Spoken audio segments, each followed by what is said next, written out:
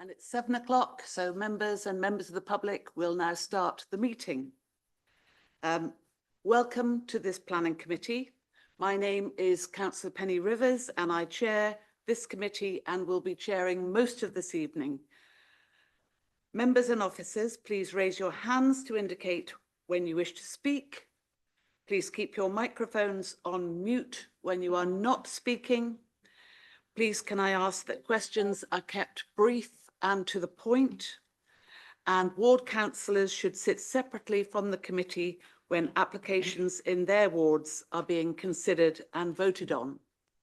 And in order to vote, you must be in this room and listen to and be seen to listen to all presentations and representations. Agenda item number 1, apologies for absence, Kim. Thank you, Chair.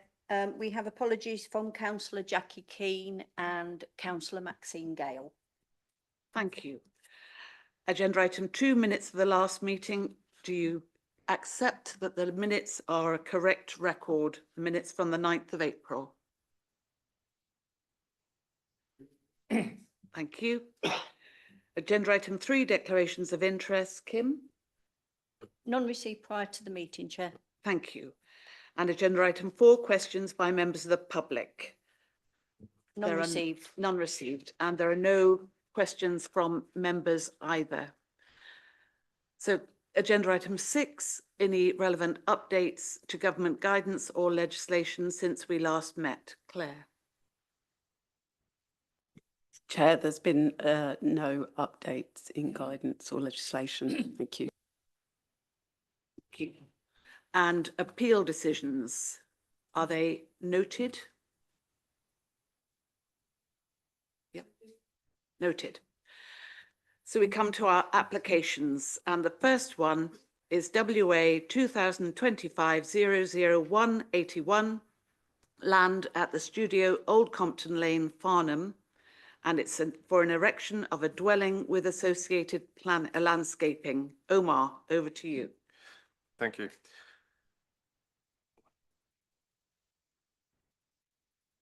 The application site is located on the south side of Old Compton Lane and to the east of the studio.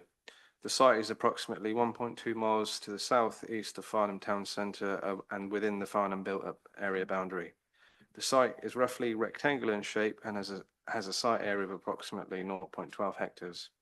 The site area of the studio will be 0.24 hectares following the subdivision of the plot.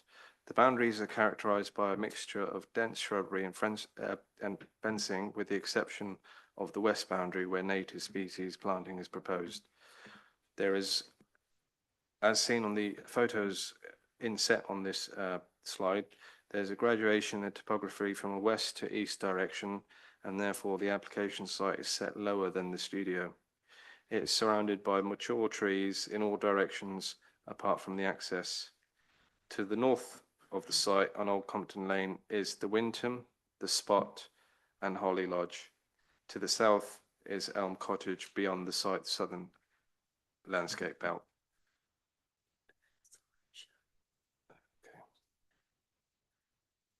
Okay. All right. It's important to emphasise that the site is located in an established residential area which comprises a diverse mix of architectural styles and building materials, set within a broadly sylvan setting. To the north side of Old Compton Lane, opposite the application site, is mainly characterised by relatively modest scale dwellings set close to the road. The dwellings adjacent to the site on the south side of the road are set in more substantial plots which are screened by trees and shrubs. It's important to add that there is a very grain of plot depths and sizes also, and this is most evident when viewing the differences of the Holly Lodge, the Spot and Winton. These photographs shows dwellings opposite the application site, which include Winton, St Mary's Cottage, Ramsbury, Rowland and the Spot, and further the Redwood, Overwood House and Monastery Clock.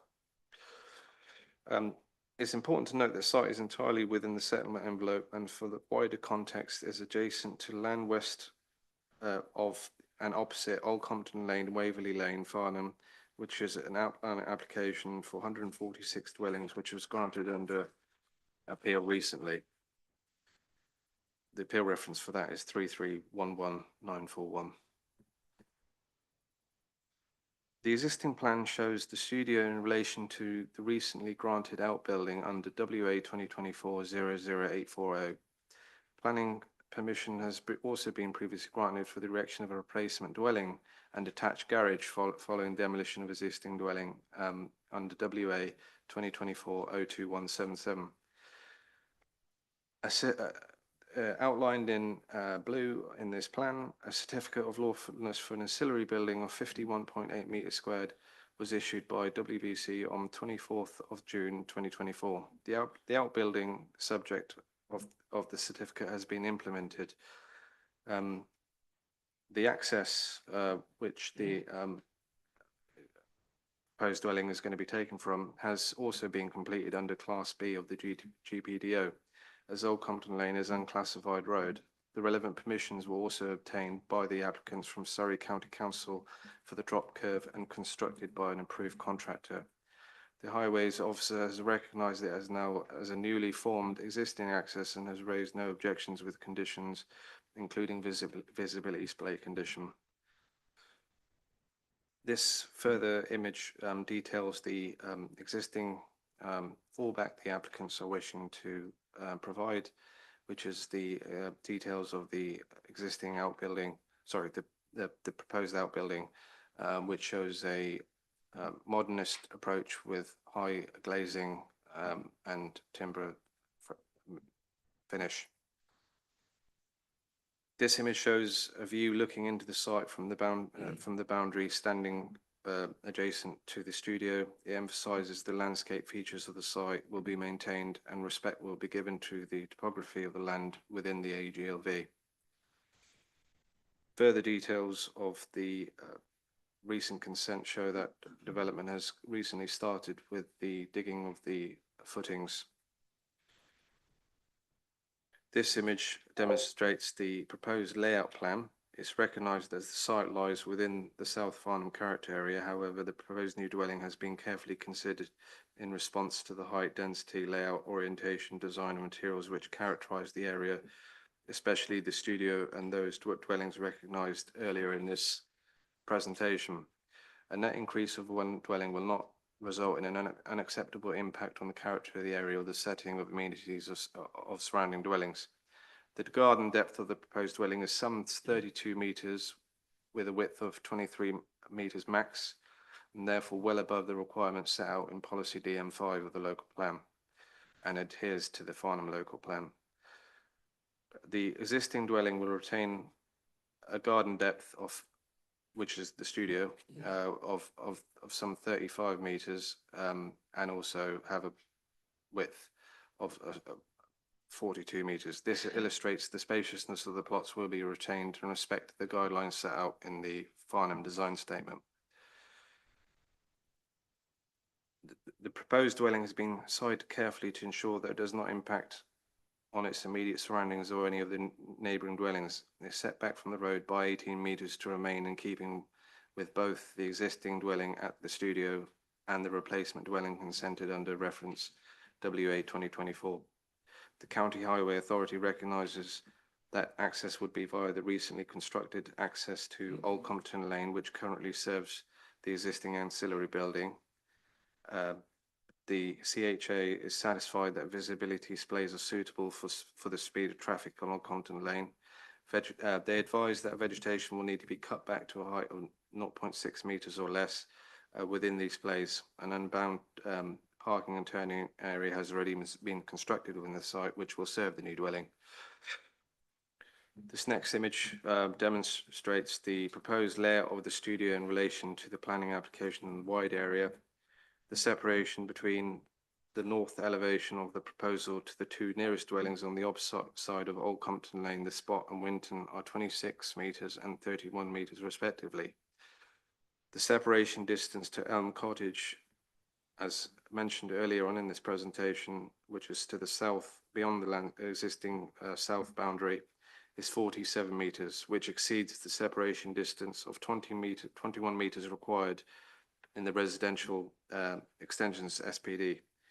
The separation distance to the studio as existing and to the extent consent that they have for the replacement dwelling is 14.4 and 19.3 metres respectively. Along this boundary with the studio, new native species planting is proposed along the west boundary, which will prevent any overlooking of private amenity areas or inappropriate relationships between opposing habitable rooms. Moreover, the change in topography whereby the site is set lower than the adjacent house will ensure that the proposed new dwelling will seamlessly merge into its surroundings. As part of the application, conditions have been included, including a 5-year landscape management plan, tree protection measures, and further ARB details. In terms of the actual elevation of the proposed dwelling, officers consider that there is no prevailing design as demonstrated within the typology in the surrounding area. However, the sylvan setting of the site has been the principal driver in the selection of the design style and the materials which are appropriate for its setting. These include vertical timber cladding and subdued zinc finished roof. The architecture style is a contemporary rendering of a vernacular style. The design of the property has also been taken from the replacement dwelling granted recently for the studio, as well as the lawful development certificate. Officers consider that the character of the area will remain residential and not be harmed by this selection. The final image shows a section image shows the relationship of the proposed dwelling with that of the studio as existing and the proposed consent, including the prevailing street scene. In both scenarios, the impacts will be minimal. It would not be overbearing or will not harm any nearby amenity. In fact, it would add surveillance and an active edge along the lane. Matters for consideration of the impact on visual amenity, street scene and character of the area, impact on neighbouring amenity, parking, highway safety. The application is recommended for approval subject to conditions and a legal agreement to secure SPA contributions to the same. Thank you, Chair. Thank you, Omar. We have one speaker. We have Mr. Connolly, who is here, I think. I'm here to speak, but I think you want to speak again. So they make somebody else. Okay. I shouldn't be promoting the agenda, but I feel it's the right thing to do. Sorry, what's the name? Jason. Oh, I apologise, I was given the wrong application. Okay. So you have 4 minutes to speak from when you start.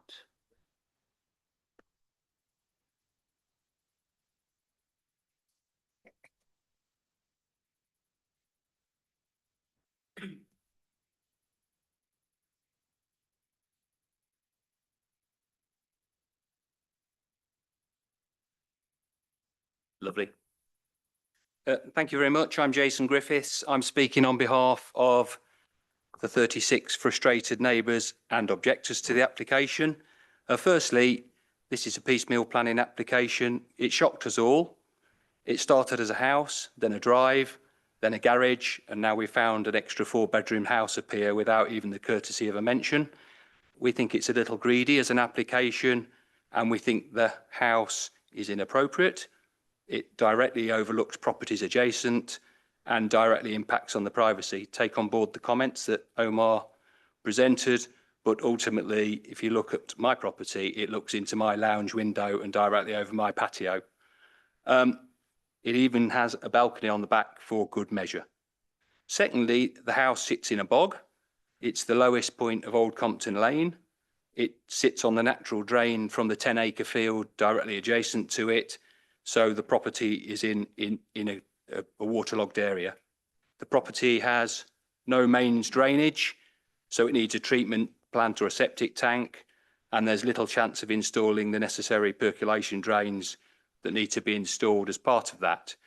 Groundwater is often observed out of the ground and flowing over the road, and this property will add to that. Finally, the house sits on a blind corner. Note the comments about Surrey County Council. There's little speed control down there. The new public footpath, which is going to be built as part of the new housing estate, runs directly next to it. and we think there's only a matter of time before there's an accident. So in summary, myself, the neighbours, we're quite passionate about the area. We're not opposed to development, but we think there's a more appropriate solution with that big site and where that house is placed. We recommend it's rejected. We're frustrated by it, and we're frustrated by the manner in which it's been carried out. Thank you for your time, and thanks for letting me speak. Thank you, Mr. Griffiths. And now it's Mr. Connolly. And Mr. Connolly, you too have 4 minutes to speak once you start.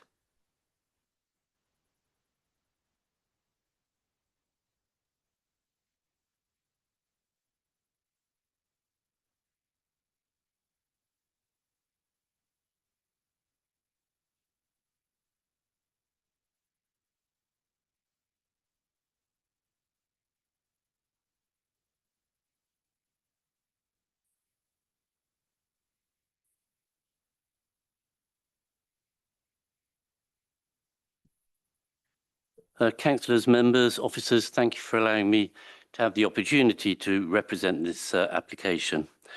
I will only deal with the issues raised by the objector, as this application has a recommendation for approval from the officers. As you'll note, the officers report that the dwelling has been carefully and thoughtfully designed, modest in scale, neighbourly in siting, and in character with the area. It is policy compliant. In terms of its site, it is significantly larger than virtually every one of the Waits dwellings which are in the big field opposite. There have been 36 objections. However, one of the residents has contacted me and said, I've been led to understand that there have been significant pressure from a lead objector on some of the neighbours, which has led to this number of objections, and a number of them are now regretting their actions.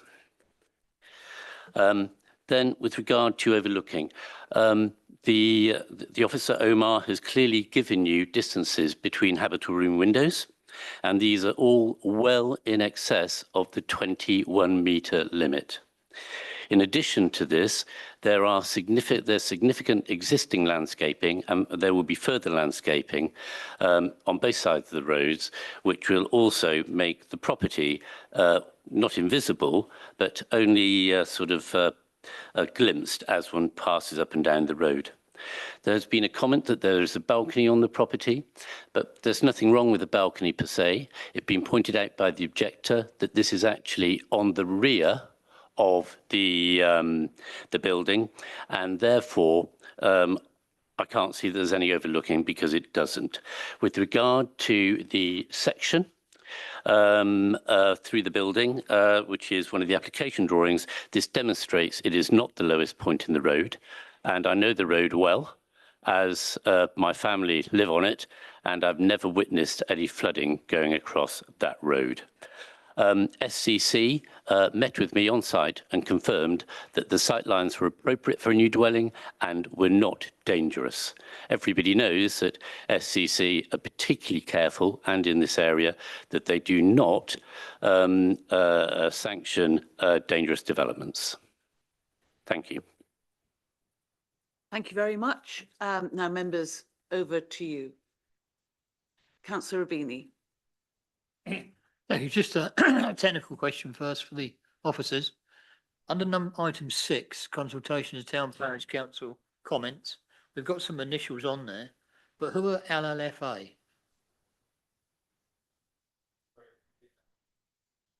Under item 6, consultations and town and parish council comments, there's LLFA with no objection. Who are they? Sorry? Oh, the flood, okay. Sorry. And the SWT, which I assume that's water, which one? Surrey Wildlife Trust. Oh, that's the Surrey, but not water. Okay, thank you. Any other questions? Then any other comments?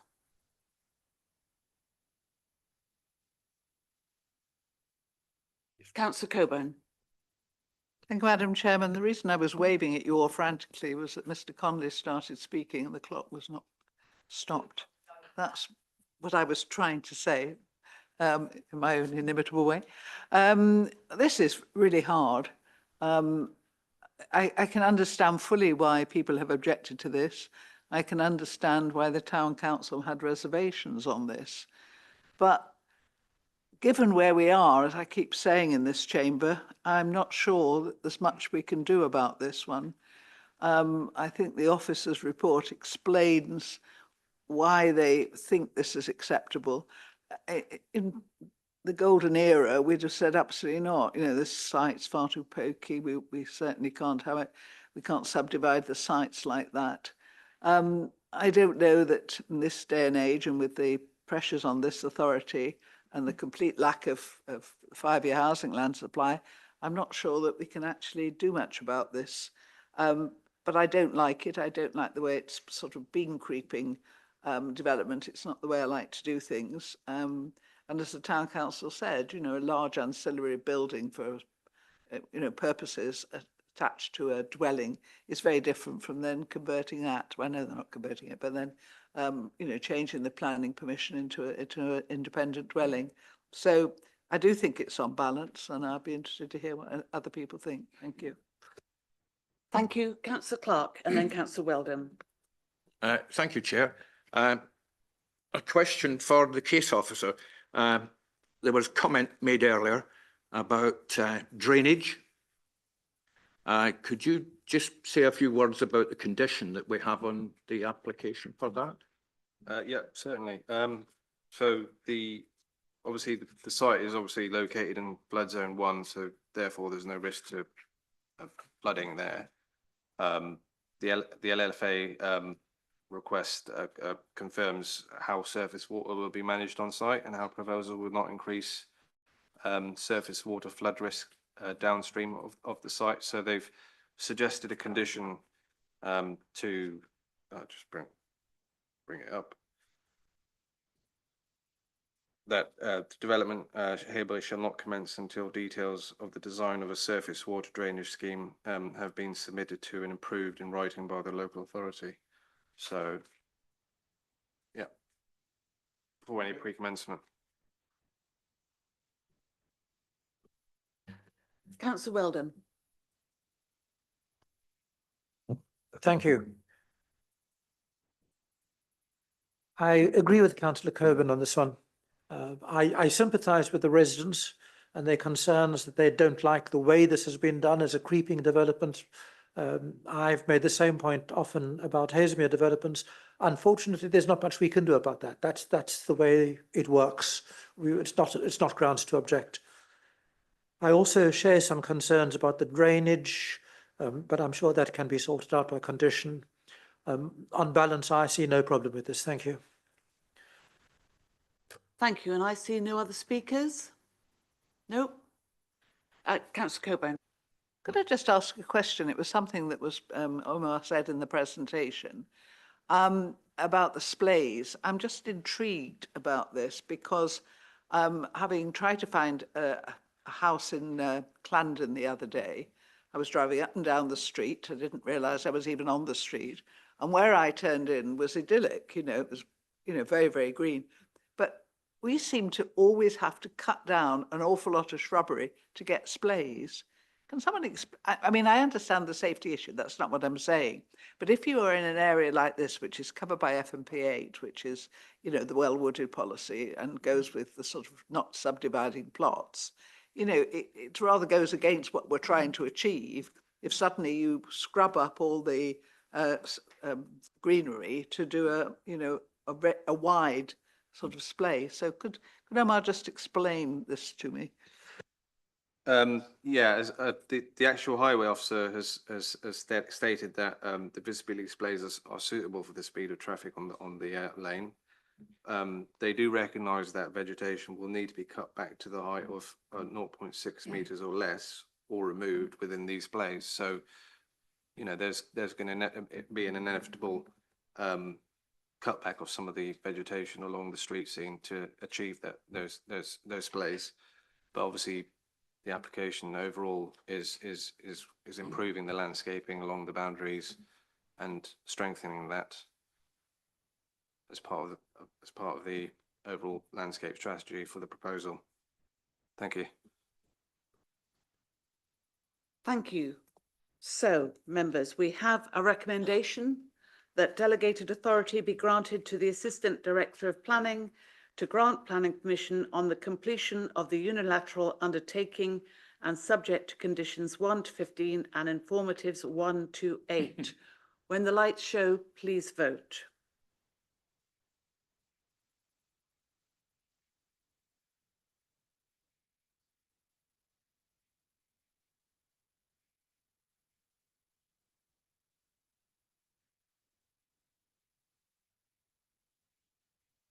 That is carried unanimously.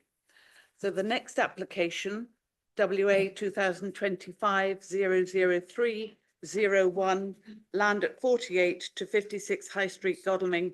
I'm passing to my Vice Chairman. Councillor Rubini, did you want to say something before that? Thank you, Chair. Yeah, just sorry, I was trying to get in before you introduced it. Can I please ask that when we have these reports, can we not use initials, but the full names of things for transparency and clarity? Thank you.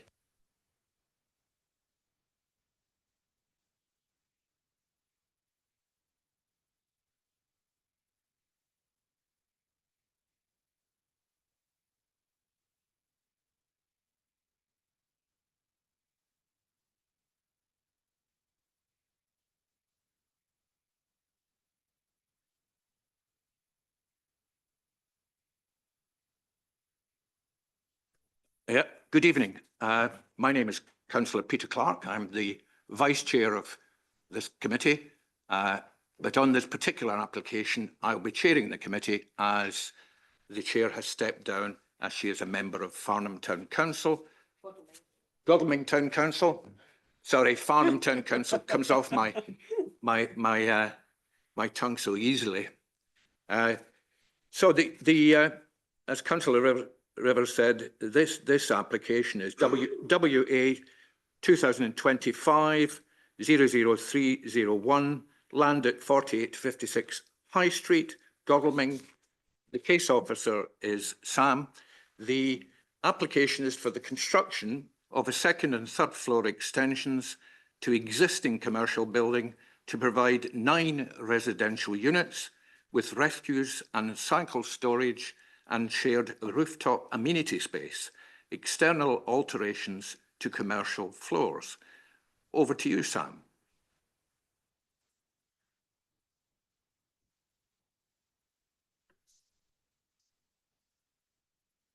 Thank you, Chair, and good evening, members. So yeah, the next application is at 4856 High Street, WA 2025-00301. Just to note, we did circulate an update sheet to members prior to the meeting, and a recommendation for this item is that permission be granted subject to conditions 1 to 17. So the site is located within the Godalming Town Centre area in the historic core of the Godalming Centre Conservation Area, adjacent to a number of Grade 2 listed heritage assets. To the south of the site is Godalming High Street.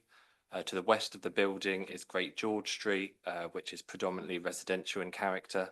To the north of the building is the Crown Court car park with secondary access to the Wetherspoons public house. To the east of the building is Crown Court, which is a pedestrianised thoroughfare onto the high street that holds a Friday market. So in terms of the application site, it encompasses a 0.18 hectare site to the north of the high street. Site comprises a 1960s build 2-storey commercial building occupied on the ground floor by the Jack Phillips Wetherspoons public house, Fat Face retail shop, and on the first floor by the Snap Fitness gym. The existing service access, staff parking area, bin storage for the businesses at the site are located off Great George Street.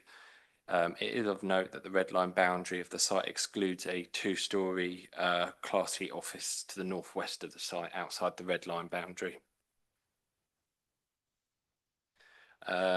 So this shows the existing high street frontage. All commercial units will be retained in their entirety. In terms of the existing appearance, the building is a sort of uncompromising 1960s design on a large footprint, which can feel at odds to the sort of architecture within the conservation area. Existing window arrangements are ad hoc, and you've got the grey roof return, large expanses of brickwork. And then this is to the rear, adjacent to the Crown Court car park. You have informal access up to the Snap Fitness gym and secondary access to the Wetherspoons on the ground floor. From this view specifically, the existing building does detract from the appearance of the conservation area. So the proposed changes would increase the height of the building to 3 floors on the High Street elevation, with a setback 4th storey closer to Crown Court. And the proposed fenestration change to the High Street frontage include vertically proportioned windows. You've got brick coining on the edges, horizontal stone banding and stone casing around the existing concrete ground floor pillars. From the rear, Crown Court car park elevation design will appear more coordinated, with removal of the 1st floor staircase, a new gym access with full height glazing. With the lift core.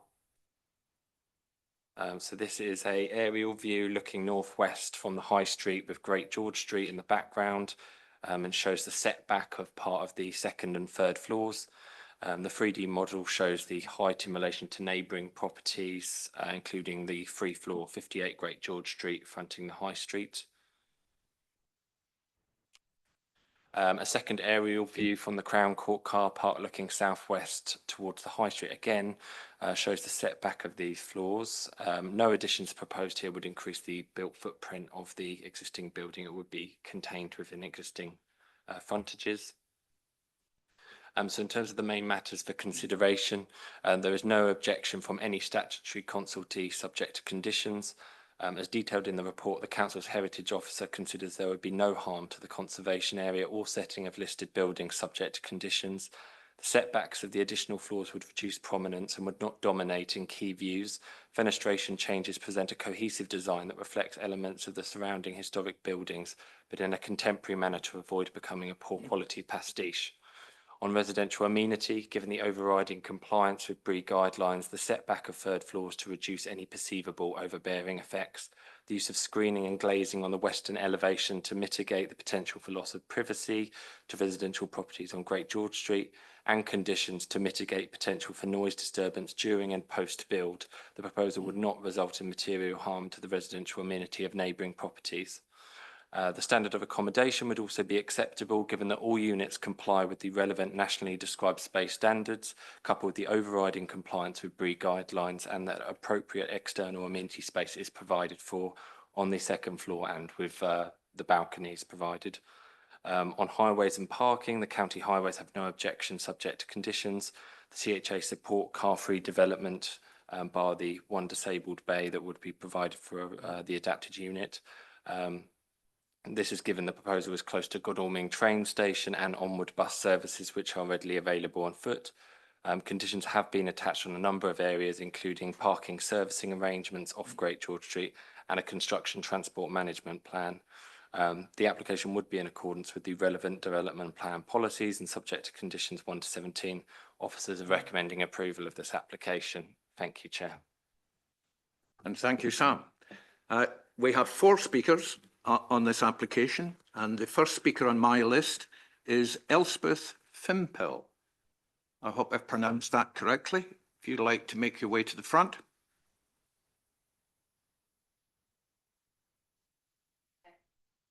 You have 4 minutes from when you start to speak, and your microphone's on already. Thanks. So I represent the residents of Great George Street, and quite a few of us object on a few bases. We understand that it's a really ugly building to start with, so there's a lot of improvement that can be made. But we're really concerned about the excessive height. I'm particularly concerned because I live at 1 Great George Street that there are going to be roof terraces, and it's really unclear from the plans where those are going to be. It feels like there's massive excessive development. The plans are so complicated that they're really hard to work out in any case. But if these roof terraces are going to be on the 2nd and 3rd floors, then that's going to be looking straight over the rooftops and into our gardens. So that's a concern. We're also really concerned that there's no car parking allocation. I think it's just a bit unreasonable to expect that people aren't going to have cars And then this just puts more pressure. There's already a lot of pressure on parking around Great George Street. I think that the building itself, it's really unclear. You mentioned how the construction is going to take place, but I think it's already chaos in Great George Street with Wetherspoon's deliveries and that sort of thing. I don't know how the businesses are going to carry on functioning when there's this massive construction project. I think there's just still some questions.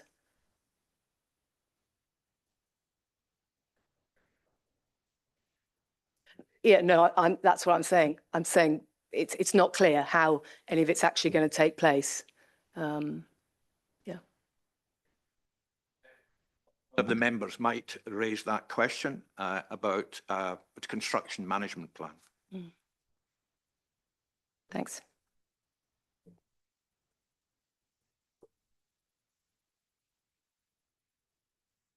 Are you finished? Yeah, I'm done. Well, thank you very much. Okay. The next speaker on the list is Tanya Tyndale.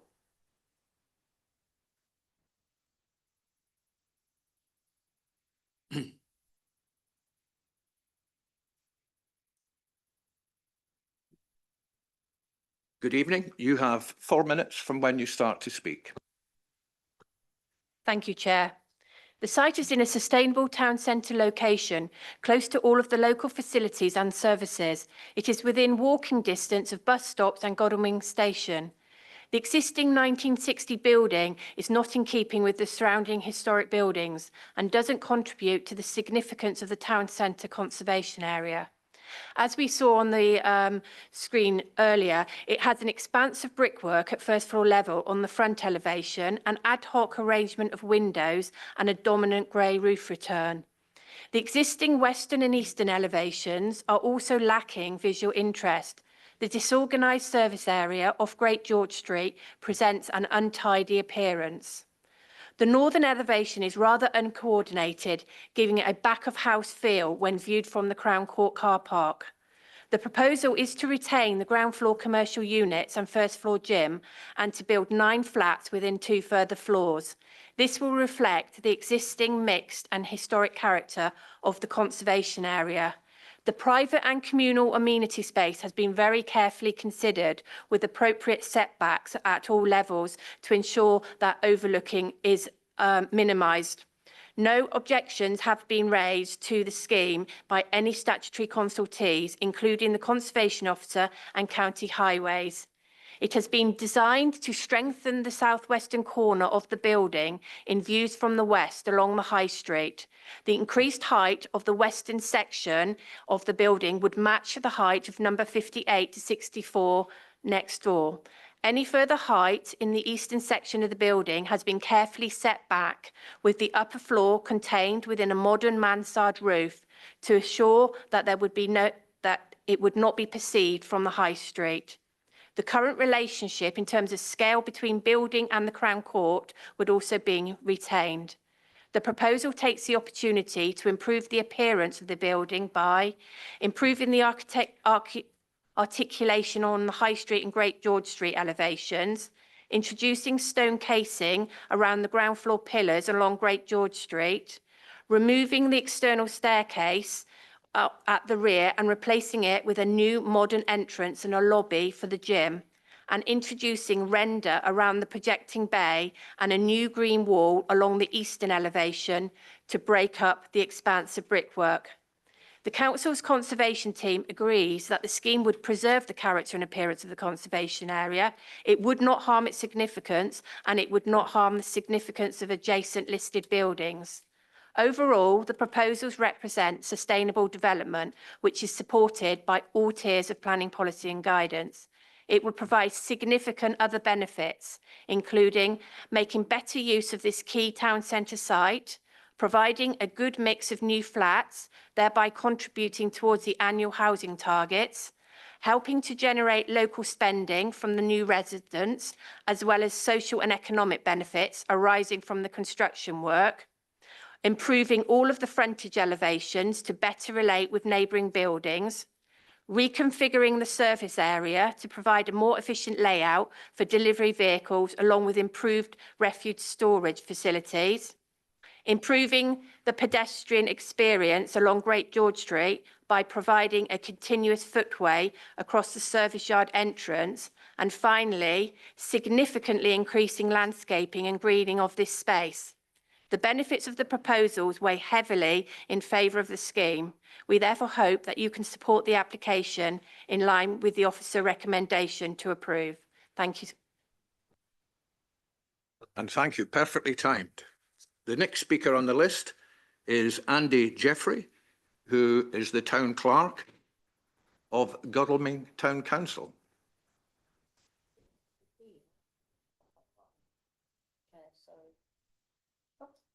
Where are you? I didn't see you. You two have 4 minutes from when you start speaking. Thank you, Mr. Chair. And I had always thought that Godalming Town Council was the statutory consultee, and Godalming Town Council objects strongly to this application on 3 planning grounds. The first is overdevelopment and harm to the conservation area. The proposed 2nd and 3rd floor extensions represent overdevelopment. The proposed vertical expansion substantially alters the skyline. The new height and massing are visually overbearing and would disrupt the traditional character and roofline of the Godalming Town Conservation Area. Despite the applicant's claims, their own heritage statement concedes this site is surrounded by listed buildings and which are defined by a domestic scale and tight urban grain.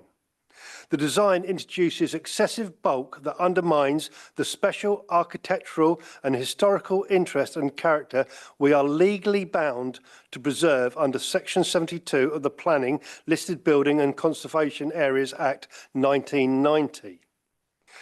The second ground is inadequate residential amenity.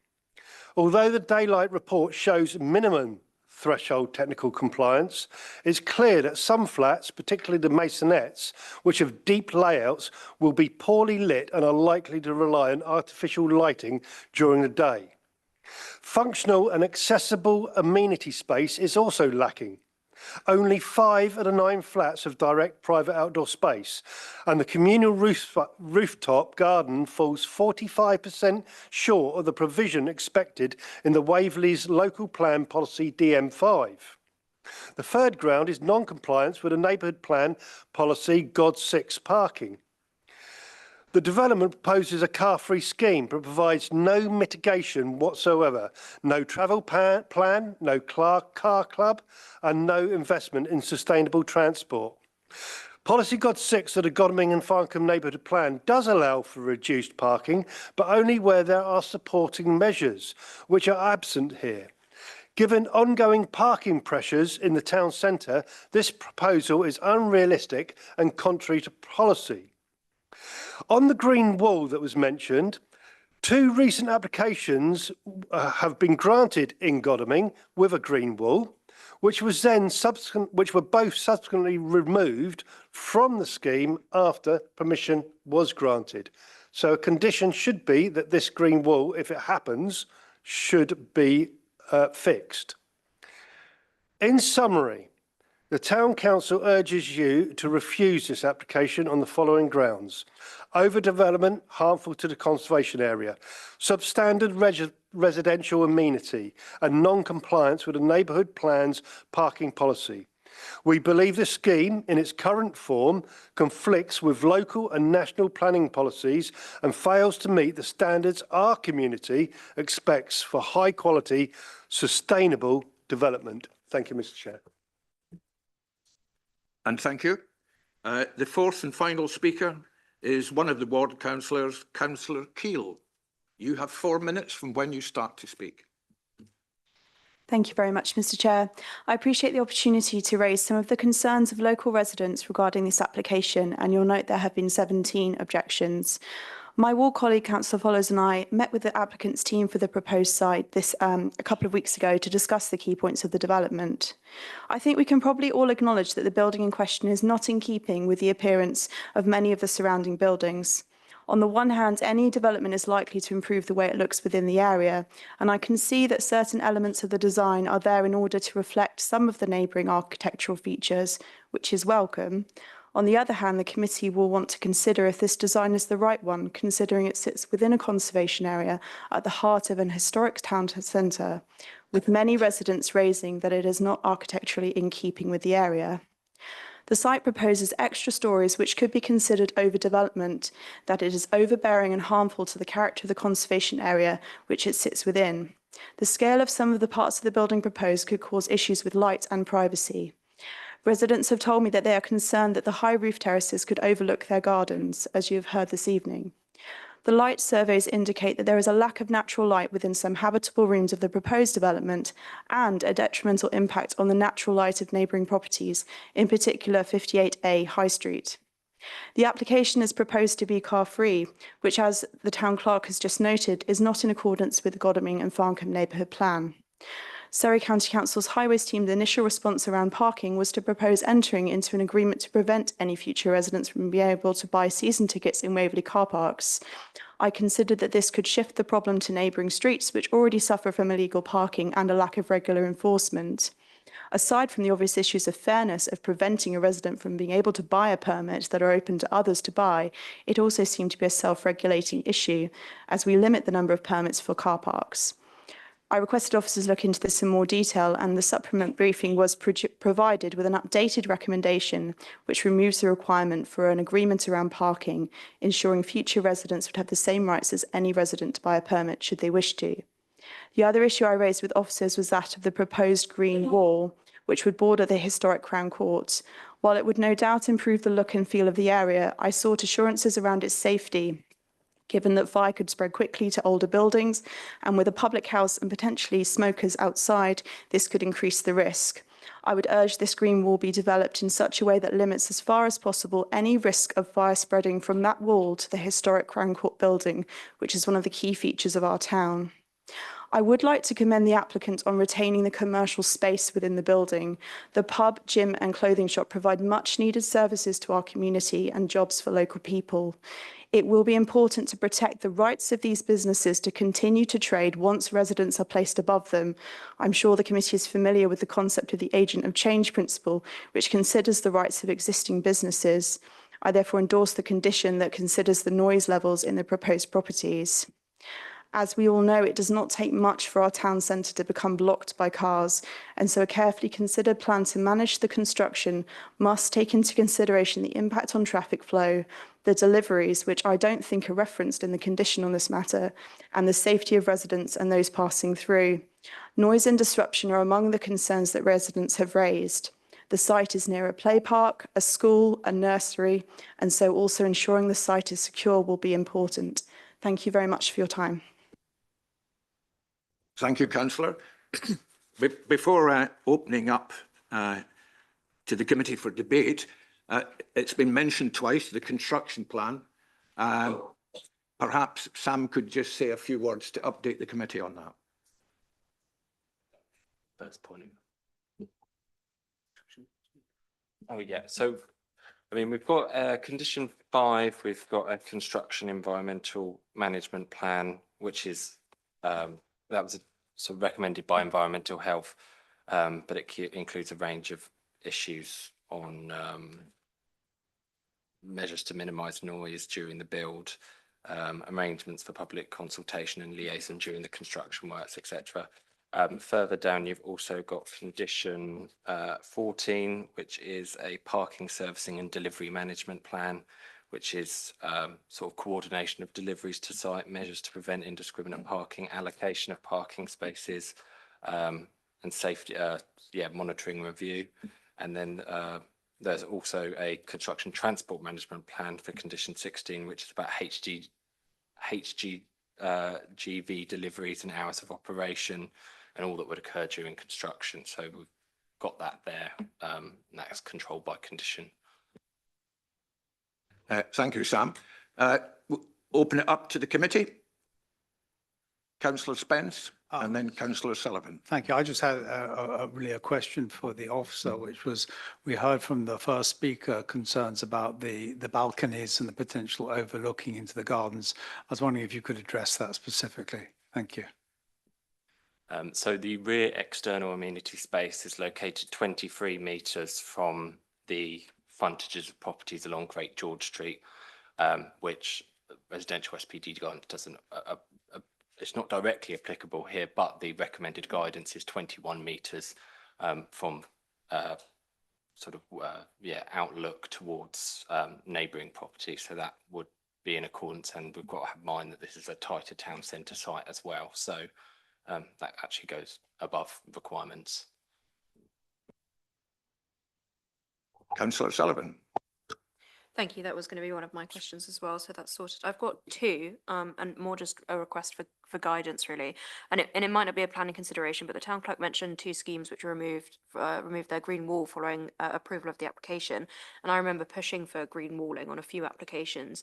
Can the officer give any light or allowed to elaborate, or is that not a planning consideration for the application in front of us? And shall I ask my second question? I can do the first one. Yeah. Yeah, I know which application is referred to. I believe it's the Pepperbox building. And I know, yeah, the green wall was removed there, but obviously this is a fresh application. It has to be assessed on its merits. And they have submitted a green wall. We've got a condition there about the maintenance of the green wall, because obviously that's important. But yes, I mean, we've just got to assess it on the facts of this application and not compare it so much like for like with others. But Thank you. And can I ask my final question? You have another question? Yeah, just one more, sorry. I'm just a bit confused, and again, seeking a bit of guidance on whether Waverley is pro parking for all new developments or pro car free developments, because it feels fairly contradictory for a couple of applications that we've been discussing in terms of the number of parking permitted under each development. And I have my own opinion on parking on new developments, but it feels like some are very pro parking and others are not parking, obviously with the holistic Waverley planning policy in general. So maybe if I can come in on that point. Obviously, the need for parking will be site dependent. The National Planning Policy Framework and government have pushed reduced or no parking in highly sustainable locations such as town centres for probably the last 15 years, maybe longer. So in town centres, you know, such as Godalming, where you have got a good range of facilities, employment and public transport, walking and cycling opportunities, then in line with national planning policy, we should be looking at reduced or no parking depending on the characteristics of that area and what alternative public transport is available. Thank you for the clarity, Claire. Councillor Coburn. Yes, thank you, Chairman. I actually quite like this. I've said in this chamber before that I think in the 60s we got the music right, but the architecture frightfully wrong. And, you know, the original building of this is hideous, you know, it's soulless. I remember the first time I went to Paris, I couldn't work out why was it so beautiful? And then I realized it was the fenestration. You know, they actually worked out that windows can make something beautiful. And certainly when you've got a frontage and you do regularize the windows, you can transform an ugly duckling into something much closer to a swan. I have to be honest, Sam, I'm a bit partial to a bit of pastiche, but I agree in this case that it would be inappropriate. And I actually think, you know, we've got to be realistic. We don't want to build on our green fields. We don't want to build anywhere. We have to. We have got to build somewhere, and I'm afraid it's going to be in our towns. We're also all in danger of having buildings that we think are too high in our town centres, and I would support anything that tries to keep them within a sort of reasonable height of the other surrounding buildings. But it's going to become very, very difficult. And in fact, our own policy, talks about higher density schemes inside town centres. Well, inside town centres, the only way you get higher density is up. I mean, there is no alternative. So I think this has been well thought through, actually. I can understand neighbours being worried, but if you live in a town centre, you know, you have different, well, you should have different expectations, because, you know, there are always going to be mixed uses. There's going to be different time scales. And I agree about the parking. I mean, I think it's absolutely ludicrous, but it's been around and we've been saying how ludicrous it is. It's like pretending that cars aren't getting any bigger. They are. You know, there's no point in just painting narrow lines and hope that the cars will breathe in. It doesn't work that way. You know, we've got big cars, we've got lots of cars. But as Claire has said, you know, planning policy doesn't back us on this. And in fact, in the Woolmead, if you remember in Farnham, where it was going to be a huge, great development, they actually went to appeal to halve the number of parking spaces because it was town centre. So it's, you know, we are where we are here in every sense. You know, we do need to do some, get some houses built. Thousands, and let's face it, thousands and thousands of houses built. Here we have a modest number of houses in a sustainable site, retaining the mixed use element of it. I think it complies with our policies. I think it improves that building. And you know, I can understand. And talking about construction, there's always trouble when you're constructing. You can't build anything without causing chaos. Put a garage up and the neighbours are up in arms because there's vans parked all the way. I mean, you know, again, you have to be realistic. I agree we need a robust transport management plan, a construction management plan, I should say. But, you know, this will cause disruption and every single build does. But I actually think on balance that this could and should improve that area of, even though it's in the conservation area, I still think what is proposed will not detract from that. Thank you. Thank you, Councillor. I have Councillor Rubini followed by Councillor Weldon, whose name card is upside down. Thank you, Chairman. I couldn't pronounce it otherwise. At least it was his name card and not the councillor. Yes, I look at this and I know Godalming High Street like everybody. It's a very pretty high street. However, this particular area is already built on. It's there. What else do we do if we want to improve and put it back into character of everything else? We have to knock it down and start all over again. We're not going to do that. The developers aren't going to do that. So the alternative to get extra space in the high street, because the high street is a living area. It has a nighttime economy. We need people supporting the high streets in our towns. So as far as I'm concerned, yes, it fits in, and people have mentioned it does slightly enhance the existing building in that particular area. So I've got to say that taking it on its own, then yes, it fits in. If we look at the entire street, it probably doesn't fit in, but it's too late for that because everything's built. So as far as I'm concerned, I have no real objection to actually putting this on and fitting it into that particular building that is already there. Thank you. Councillor Weldon. Thank you. Once again tonight, I am in agreement with Councillor Coburn on almost every point. I think I have sympathy with the Godalming Council and Councillor Kill. I think we all want to preserve the character of our towns, particularly in the town centres and the conservation areas. Unfortunately, that's just not realistic. We have an obligation to provide a large number of dwellings, and there just is not anywhere in general terms within Waverley, we just don't have that new land available to do that. Virtually anything we do is going to change the character of our towns. Just about the only way we are able, I think, to provide anything like the number of houses we need to is by densification. And that might mean infilled dwellings where we have existing reasonably large sites, or it might mean going up, which we have in this case. As far as I can see, and I'm not an expert on design, the design that is proposed is at least in keeping with the existing design. Some of it going upwards is set back from the roads. I think on those scores, I think it's compliant with what we need to do. The issue of parking is the other main objection. And I agree with the observations already made that it's a sustainable location with bus routes and a reasonable railway station. People don't need cars, and I think we need to encourage people as far as we can to live without cars. So I'm not in sympathy with the objection based on parking. I'm in support of this proposal. Thank you. Thank you, Councillor Weldon. It is perfectly permissible to agree with Councillor Coburn.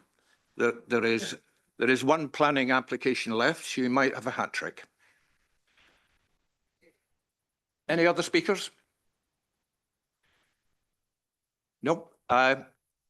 We have tidied up the regulations on committees, and ward councillors no longer have the 4 minutes to sum up. But at the Chair's discretion, if Councillor Keele has anything new to add to the debate, please say it now. No, it was nothing new. It was just around the construction management plan. I don't consider that the response back from the planning officer covered the request made by the residents around the normal deliveries that would be coming for the businesses that operate from there. It does cover HGV deliveries for the site, I believe, but does it also cover the deliveries that will be going on each week, potentially each day to the businesses that are there? That was my question. I don't know if that's allowed to be answered. Thank you. Thank you. Do you want to clarify further, Sam? Yeah, it would be covered under condition 14 of the parking, servicing and delivery management plan. So that's separate from construction transport. And that includes, coordination of deliveries for those businesses. So, we think that can be controlled by condition. Thank you, Sam. We now move to the recommendation, which is that delegated authority is given to the Assistant Director of Planning that the following the completion of Section 106 agreement and subject to conditions 1 to 17 and informatives 1 to 7, that permission is granted. All right.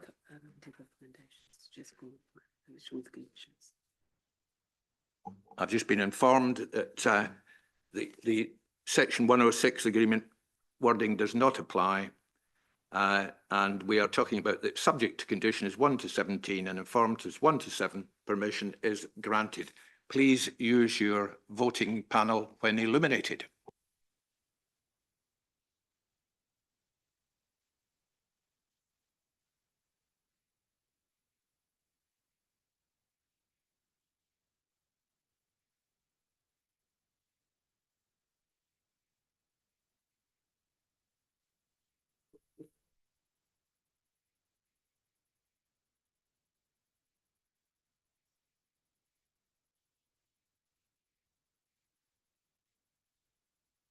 Thank you, Kim. The decision is unanimous and it is passed.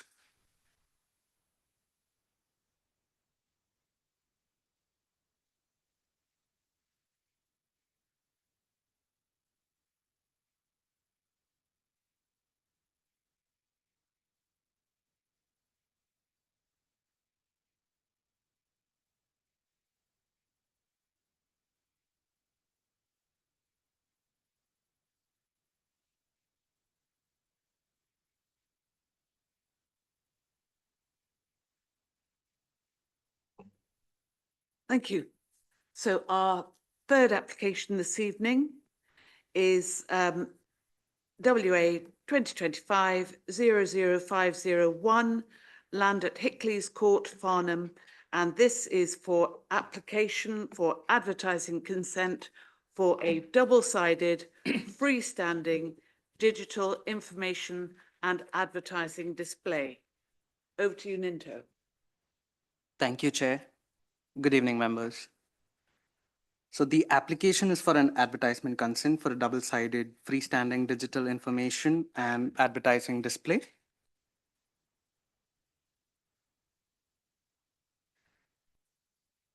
The advert sign will be located outside Abbey House, Hickley's Court, Farnham. The location is a commercial setting at the junction of South Street, Farnham, and the A31 bypass.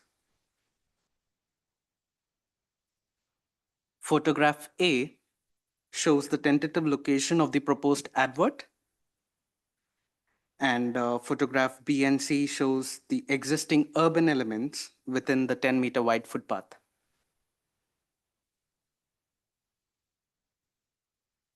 The proposed plans and elevations of the advert. 2.6 meter in height from ground, and thickness would be around 15 centimeter or 0.15 meter. Main matters for consideration: the advert would not appear dominant or overbearing in the street scene. The proposal would not cause an unacceptable harm to the area's character and appearance. Post consultation with Surrey Highways, officers are satisfied that the application would not have a material impact on the safety and operation of the surrounding public highway. Therefore, officers conclude that the application is recommended for approval subject to conditions. Thank you, Chair. Thank you, Ninto. We have speakers. We have Karen Rankin. You have 4 minutes from when you start speaking.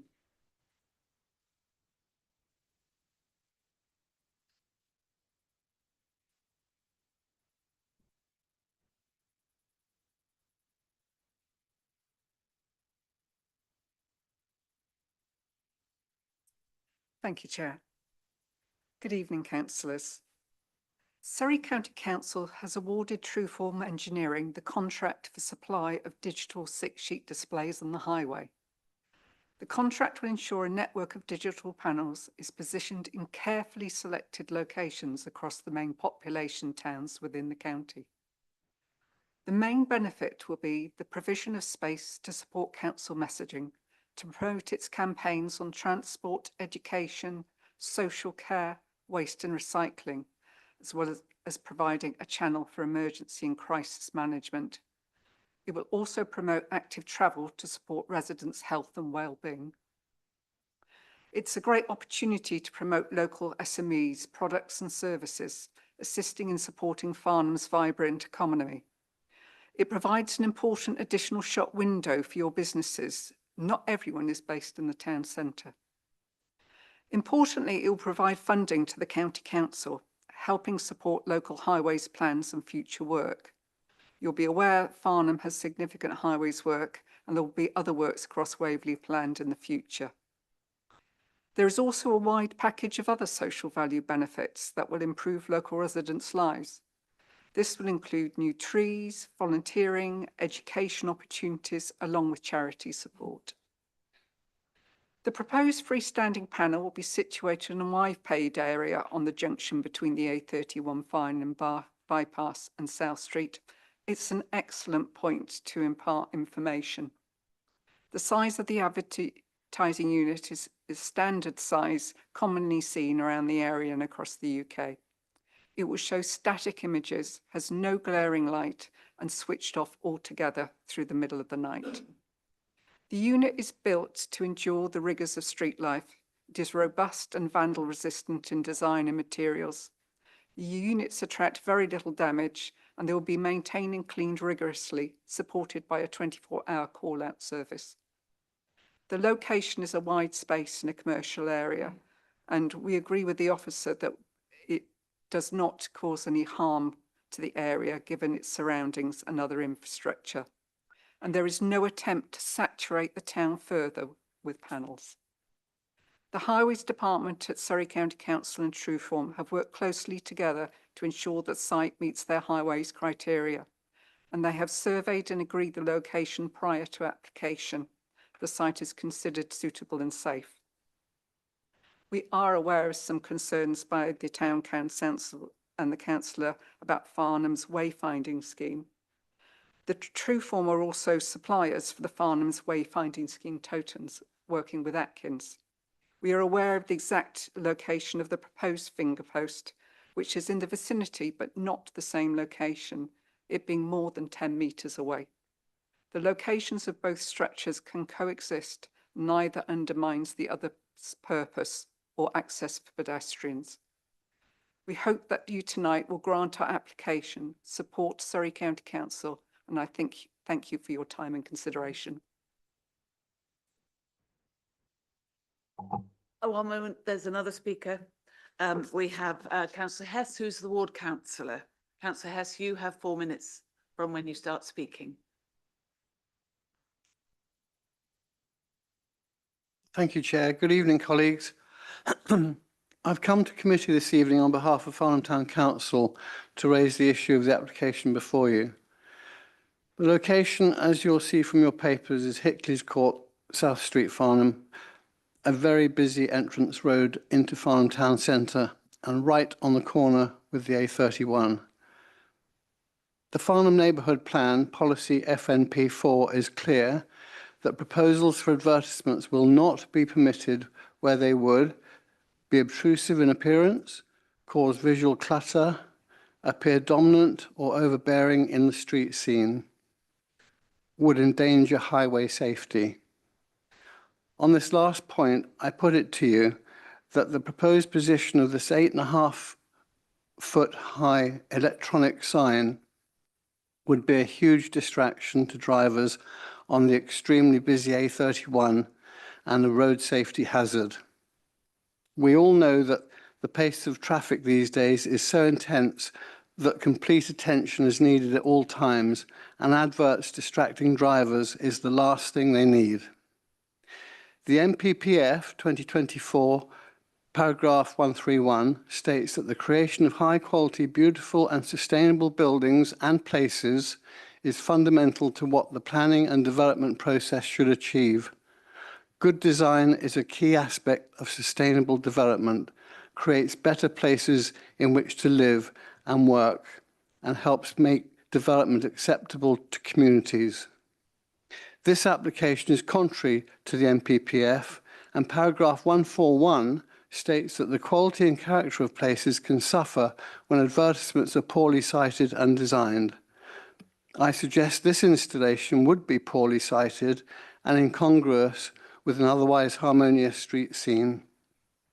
Furthermore, the traditional cast iron conservation style finger post is due to be installed close to this location, being part of the Farnham Infrastructure Plan's wayfinding strategy. And this proposed illuminated sign, as I said earlier, standing 8.5 feet high, would dominate the location, and I believe it would tower over the conservation finger post. Wider implications are, where does this stop? If this application is approved, it will create a precedent. This is possible, and the residents of Hazelmere are already facing the same issue with another huge electronic sign being proposed adjacent to the vintage store in Junction Place. Perhaps Godalming will be targeted for an electronic advertising sign in Mead Row. And will an application come forward for Cranley's High Street? All parts of the borough are potential targets for these towering electronic signs, which are not being proposed for the well-being of residents or to enhance the attractive built environments of our towns, but simply to make money. I ask colleagues to refuse this application tonight on the basis of it being in conflict with FNP4 of the Farnham Neighbourhood Plan and the NPPF. And I would suggest that ward councillors elsewhere in the borough keep an eye out for similar applications and consider calling them into this committee. Thank you, Chair. Thank you, Councillor Hess. Now I saw, one moment, Rabini first, then Weldon, then Hussaini. Thank you. Thank you, Chair. I've got a couple of things I wanted to say, but first of all, can I just make sure that as a Surrey County councillor, I hadn't realised just how much it affected Surrey. I don't read much in the report here. Immediately, the Surrey own this thing and are putting it in, and it's their application, I assume, is it? So am I allowed to stay and talk, or? So the application is submitted by the agent that's spoken this evening. Obviously, it's on highway land, so there is a contract with the county as the highway authority. But I would suggest, members, if you're not sitting on a county highway board or committee or whatever, that it's a non-pecuniary interest. I regularly talk to the highways, and of course I'm on the planning committee, and sorry, but I don't think that shows me a bias, does it? No, I think if you were directly involved in, for example, letting this contract to the advert, then yes, that would be something that would mean that you shouldn't be sitting and voting on this matter. But members, as county councillors, what interactions you have with the county in that capacity. I don't, I'm afraid. So you'll have to make your own judgments as to whether or not you have been involved or have an interest in the outcome of this application because of your role as a county councillor. Yeah, thank you. No, I've got no interest in this application. It's just purely to point out, for transparency's sake, that I am a member of Surrey County Council. My question is, can I see that location slide again, please, where it's putting in? I'm a little bit concerned when you see the pedestrian crossing in front of that sign. I think that was shown in that picture. And while I'm waiting, just a matter of interest, Hazelmere Town Council, I think it was Councillor Keane, has called in the Hazelmere one, but she did it today, a little late, but not late because it was not due to finish till today. So that's been called in. The photograph A shows the tentative location of the advert. Yeah, so how far is the advert from that traffic light and pedestrian crossing? Because it doesn't show it clearly there, but I'm very aware that if you're approaching traffic lights, particularly pedestrian traffic lights, if that sign was illuminated, despite what Surrey say, I think it's very easy to distract drivers. Can you tell me how far it is from that crossing? It would be roughly around more than 5 meters, I would say. Sorry, 15 feet. So from here to there. Yeah, sorry, we haven't got an exact measurement, but if you look at the building, the elevation, the side elevation in the picture, and if you think also things like the rumble, the tactile paving that enables partially sighted people and other people to actually tell that it's a pedestrian crossing, you can see that sign. I wouldn't like to advise the committee exactly how far away, but it must be in excess of 15 metres away from the traffic lights and the pedestrian crossing. Okay, thank you. It does concern me that an illuminated sign with an advert, which is meant to be red, you're driving through traffic lights and with mixed pedestrian going across, and yet the driver's meant to concentrate on the crossing and read that sign. That does concern me.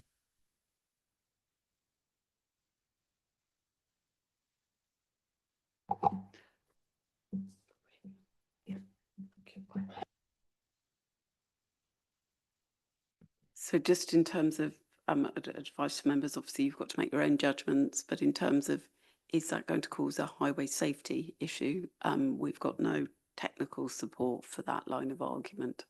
So that would be for you to make your judgments as a member of the planning committee. It's always difficult to make a judgment as a driver and an ex-police officer who's seen these accidents. I always are on the safety side. I accept that Surrey Highways are professionals. As you say, it's our judgment. Thank you. We have lots of speakers. Daniel Hussaini. Oh, I beg your pardon, Terry Weldon. Councillor Weldon, your name. Thank you. First, a question. I'm interested to know what actually is the proposed benefit of this scheme for the town. I did hear with great interest the proposer talking about the opportunity for public service announcements by Waverley ourselves, and possibly advertisements for volunteering opportunities. That's great. But what I want to know is are those kinds of advertisements the only advertisements that are planned? Is it built into the application, or is it in fact going to be a general advertising opportunity for anybody, and Waverley announcement will be only if and when we choose to take advantage? Is it actually built into the proposal?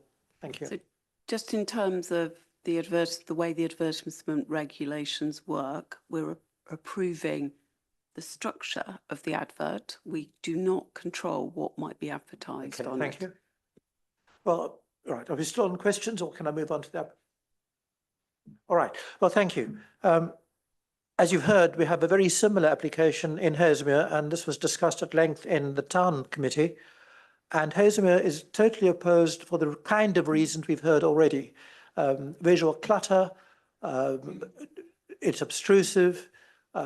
We're concerned that it's a very busy, obviously the location is very different, but we also are concerned that there are traffic implications given the location in Haslemere, and it sounds to me that we have similar concerns for Farnham. We have an additional concern in Haslemere that we believe an object like this on the footpath would create an obstacle for people who are visually impaired. So Haslemere is very concerned about the application in Haslemere. I think the same considerations apply here, and I am against the application. Thank you. Thank you. If we can confine our comments to this application, thank you. Councillor Hussaini. Thank you. My question is regarding the speaker mentioned that the advertising would be turned off, or the lights would be turned off during the night time. If someone was to run during night time, that could be an obstacle. Is there sufficient light in the area, lighting nearby? And obviously there's a lot of other obstacles in the area, trees, posts and other things. So yeah, I share the comments that there's a fair few obstacles and it could endanger safety. Thank you. Councillor Coburn, followed by Councillor Spence. Thank you, Madam Chair. I seem to have spent my life fighting Surrey County Council's suggestions for what ought to go in Farnham. And, you know, I was involved in, God knows when, writing the Farnham Conservation Area Management Plan. And all the way through, we had to fight Surrey County Council and say, we want heritage this, we don't want other signs. It seems to be a constant battle that Surrey's answers to things is modern, metal, tarmac or whatever, and it's not Farnham's answer to problems or to design. We followed this with the Farnham Neighbourhood Plan, and once again, we tried to preserve not just the conservation area, but the areas that merge into the conservation areas so that we have a unity. We talked about the FIP wayfinding strategy. We were fighting Surrey all the way through that one. They wanted generic signs. We said they have to be Farnham specific. And as Councillor Hess says, we're waiting for the finger post, which is going to go very close to this and which will be much more in keeping with the style of street furniture that we want. Hickleys Corner is not a place of beauty, we know that. It's a place that we have tried to soften. You've got some of the troughs in that bottom right picture. At its best, when all the troughs are awash with flowers, it's actually quite pretty as a corner. On the opposite side across, you've got a sculpture, a metal sculpture, which announces the start of the North Downs Way. And again, it's an interesting sculpture because you actually see the shape in the spaces rather than in the actual metal. But again, we've done wildflower seeding behind that. It's never really taken off. We, and when I say we, I mean councillors as well, have planted hundreds of daffodils at the end. And it states quite clearly in the neighbourhood plan that we want to soften the bypass, not make it worse, not put more clutter up on it. So I'm afraid this, to me, it's everything that's wrong with what is proposed to be done to our town without consulting the people who actually live in the town, work in the town, have fought for so long to preserve the special nature of its town, especially its conservation area, but also its distinctive character areas. If I had my way, I would put a tunnel in from somewhere near Guildford Cathedral, and we'd tunnel under this area, probably coming up in Alton, and then we would put all this back into our town, because this bit of area goes between two roundabouts. Surrey's idea is get the cars through as quickly as you can. My idea is let's soften it. Let's make it a pleasant place for people, because you have to walk down from the station, cross the road, and then you walk straight into this monstrosity. So I'm sorry, it goes against everything we're trying to achieve. It goes against all the work we've done with Surrey on the FIP, on the wayfinding strategy. And I'm just so disappointed that somebody thinks this is an appropriate place. In terms of the distraction, I think people who've raised it, Councillor Rubini, Councillor Hess, absolutely right. When you're coming into this junction, the one thing you must do is concentrate on where you're going, because it is the only really awful junction we have in the town. And as I say, we'd all like to soften it and get rid of it as much as we can. But no, I'm sorry. When I saw this, I just couldn't believe that anyone would think this would be an appropriate place to put such an inappropriate piece of street furniture. So totally against what we're trying to achieve in the town. So I'm sorry. Am I agreeing with you again, Councillor Weldon? Are you agreeing with me? But I just think this is loathsome. I'm sorry. So you don't even half like it? No. Councillor Spence. Thank you.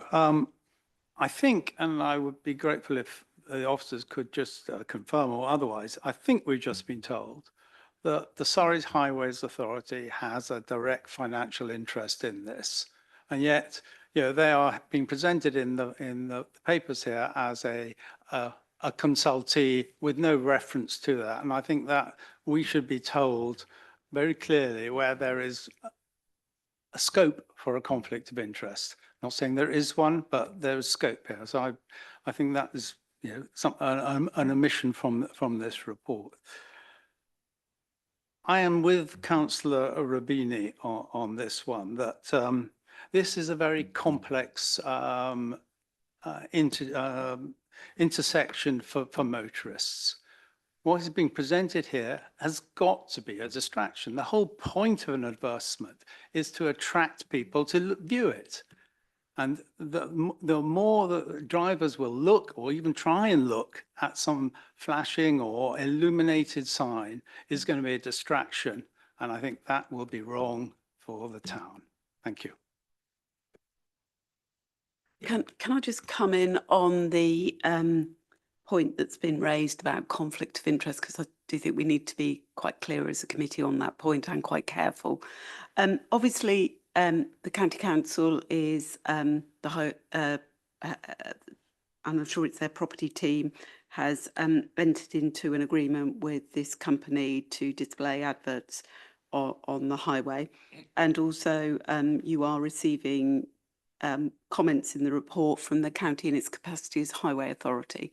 However, I am quite certain there will be internal governance arrangements, just as we have in terms of the Chinese walls that exist between our housing delivery team when they build council housing and our planning authority. So, you know, I think we just need to be really mindful of those sort of different roles and responsibilities that exist in county councils and district and borough councils across the country, and the strong governance that will exist to ensure that there isn't undue influence put on the county highway engineer in making comments on planning applications where the county might have a different interest. Thank you. Councillor Coburn, you wanted to say something now? It was just that the, if I remember rightly, the public speaker actually mentioned revenue into Surrey that would then be used. I don't know whether she said in Farnham, I really can't remember. So, you know, it's not that we're making up this idea that there's a revenue stream for Surrey. The public speaker actually said there would be. And I believe we had a letter from Councillor Furness in addition. Councillor Steiger, followed by Councillor Clark and then Councillor White. So Councillor Steiger. Yes, I just wanted to know if any of the businesses had been consulted on this. We've been told it was been carefully selected because there's shops within, you know, a few tens of meters. People are living above the shops. So when this site was carefully selected, were like local residents told or even asked what they thought? Just from the council's point of view, we are the planning authority assessing the application. So we will have notified and put up site notices in accordance with our statement of community involvement. I don't think we can answer the question of who the applicants may or may not have spoken to or discussed this application prior to its submission. Okay, thank you. Councillor Clark. Thank you, Chair. I'd just like to make 2 points. When you walk down Station Hill, strangely enough from the station, and you're walking towards Farnham, you can see directly up South Street into the conservation area, and on a clear day, you can see the castle. My second point is that looking at the photograph, photograph A, the tentative location, this, and I convert it for some members, that 2.6 metres is 8.5 feet. That is 6 inches higher than the typical set of traffic lights. So just imagine this, the scale of this item is higher than a typical set of traffic lights. Thank you, Chair. Thank you. Thank you. Councillor White. Yeah. Yes, thank you, Chair. Actually, I've got 10 points here, but I don't think it's worth making them because I think there's an indication of where this is going. But I would like to ask the Assistant Director of Planning, could she advise, and I think this would be allowed, could she advise what might happen next as far as the application is concerned if it is refused tonight, please? So in terms of what might happen, I guess there's 2 options. The applicants do nothing with the refusal and forget the project, or they seek to appeal against the refusal of advertisement consent. Okay, thank you. Before you, Councillor Weldon, I thought I might put in a few comments myself. A lot of people have talked about this in terms of a distraction for motorists, but it's also, I think it was Councillor Weldon who talked about visually sighted pedestrians. I'm thinking about pedestrians, those in wheelchairs, children running ahead of parents. It is a proliferation of stuff, clutter on pavements, and pavements should be for people. Traffic lights are necessary, lighting is necessary, trees are lovely, advertising much less so. Councillor Weldon. Thank you. I've made my main points, but I would just like to end with a very short statement, which is a lovely little poem by the American poet Ogden Nash, which goes, how did it go? I think that I shall never see a billboard lovely as a tree. Indeed, unless the billboards fall, I'll never see a tree at all. It's a very different situation, but I think there's a parallel. Thank you.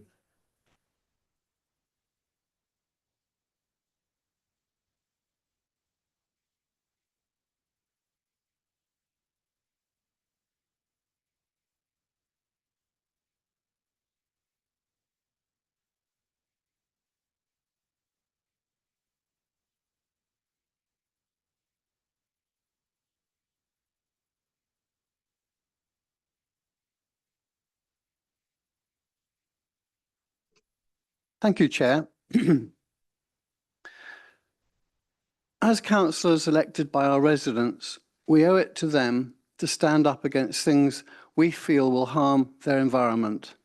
And this is an example of where it is felt that an unnecessary, large, distracting display will detract from this public open space.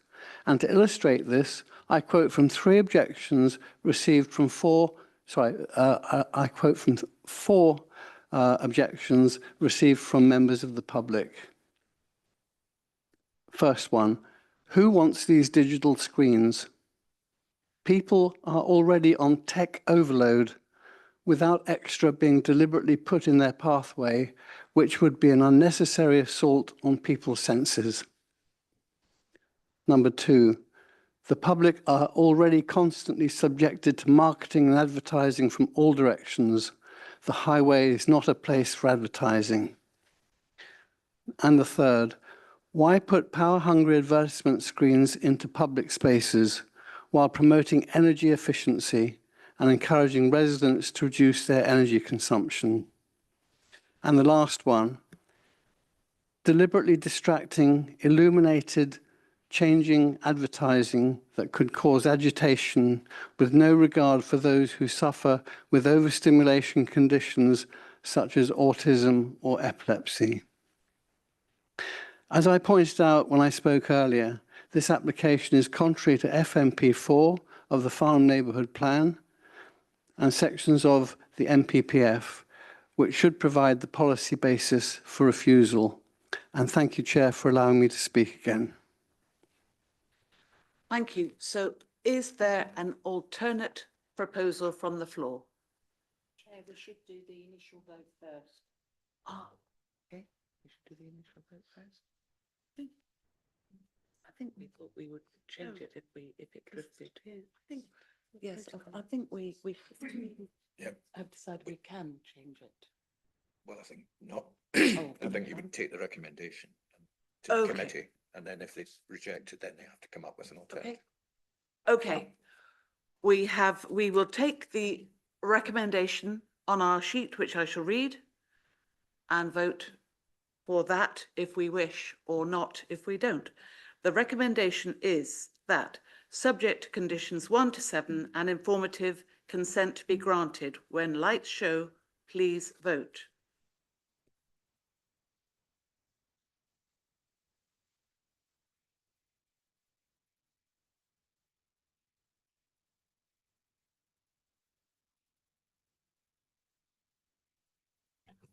That is unanimously refused. That falls. Is there an alternative proposal, Councillor Coburn? That permission be refused? Yes, please. Suggested grounds are? So members, can I just maybe play back what I think you've been articulating to us for a little time during the debate?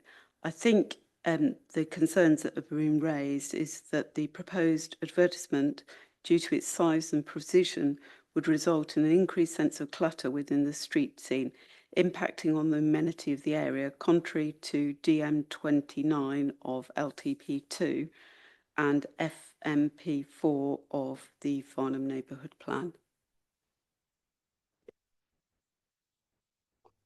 Councillor Coburn? Yes, I mean, that's fine. I also think it conflicts with DM4, but I think Councillor Hess has hit the nail on the head. I mean, it's contrary to all of the whatever they are, bullet points of FMP4. You know, it's not just, you know, I mean, it drives a coach and horses through FMP4. So, you know, all the area it does, we think it does endanger public safety because of the thing. The level of illumination would cause harm because it is a distraction. So, you know, to me, it completely is contrary to all the provisions. I think is what I'm trying to say in FMP4. Councillor Rubini? You can read in there somewhere. I'm not quite sure regulation would come under because highways is authority, but it is when illuminated distraction to drivers, particularly near traffic lights or pedestrian crossing and other areas, if those drivers are expected to read it, which cannot be good for safety.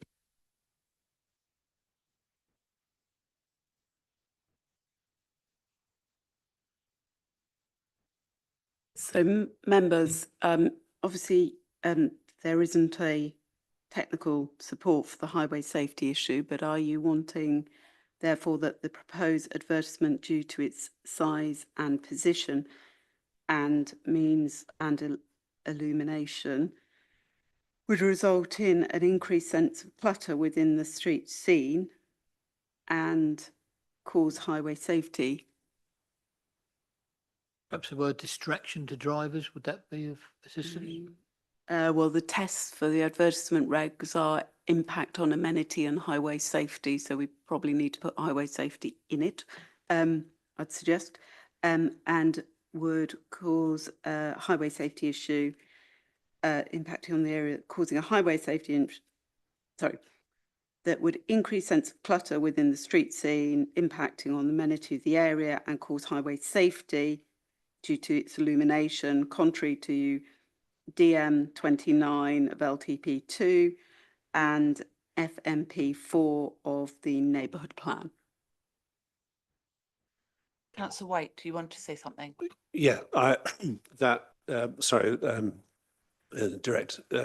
Director of Planning making that statement, that sort of fulfilled the points. I was just going to raise the point about FMP4 and the neighbourhood plan. If it's not upheld, have we got any coalescence here between tilted balance and the value of the neighbourhood plan? Is it when you get these situations, it's a totally, it does uphold. That's what I'm. So in terms of the tilted balance, you're dealing with an advertisement application, not a housing one. So you can disregard the tilted balance. And therefore the neighbourhood plan is upheld under any circumstance. You can use the policy in the neighbourhood plan as one of your policies that point to and underpin your reason for refusal. Thank you. Thank you, Chair. No, I just wanted to make sure we did say DM 29, didn't we, at the beginning? Yeah. Yes, we did. Seems a long time ago. Yeah, Thanks, no, Claire. sorry. We did, and I've said it again, DM 29.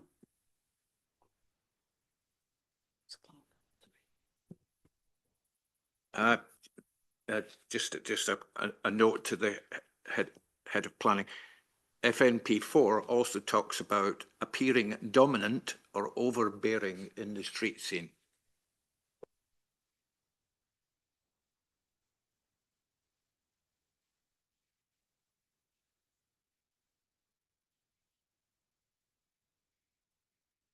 So would members then like me to add by the way, you haven't seconded this yet, but the proposed advert, due to its size and position, would result in an increased sense of clutter in the streets scene, impact and dominant clutter and dominance in the street scene. Overbearing and dominant. Increased sense of clutter, overbearing and dominant, impacting on the amenity of the area. Yeah, okay. Councillor Coburn. Well, that was the point I was trying to make about the it is contrary to all the provisions, all the paragraphs in FMP4. I mean, it doesn't comply with any of them. You could turn it down for one of them, but this does not comply with any of the provisions, any of the exclusions, as it were. So members, maybe if I could give some advice on this point. Obviously, we need strong reasons for refusal. And as long as we are putting the key policies in, then if we get to an appeal, we can then give the detail and dialogue and narrative around that. But what we can't do is have a reason for refusal that looks like the appeal statement itself. So I would advise members that I think we've covered the harm that you've identified, and we've also covered the key policies of which you are assessing your proposal against. And therefore, in this context of a reason for refusal, it fulfills the purpose, accepting that if we get to an appeal situation, then we will drill down, or Ninto will drill down into those two policies and all the rationale behind those policies and how the proposal measures up against those policies. So we have a proposal to refuse on the grounds we have discussed. Do you have a seconder? Yes. When lights show, please vote for refusal or not.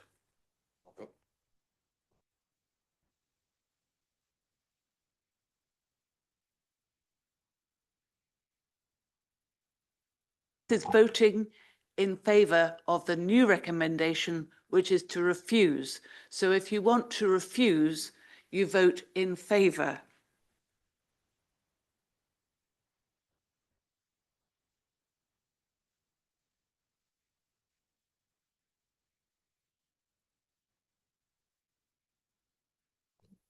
That refusal is carried unanimously. And so at 8:44, we end the meeting. Thank you.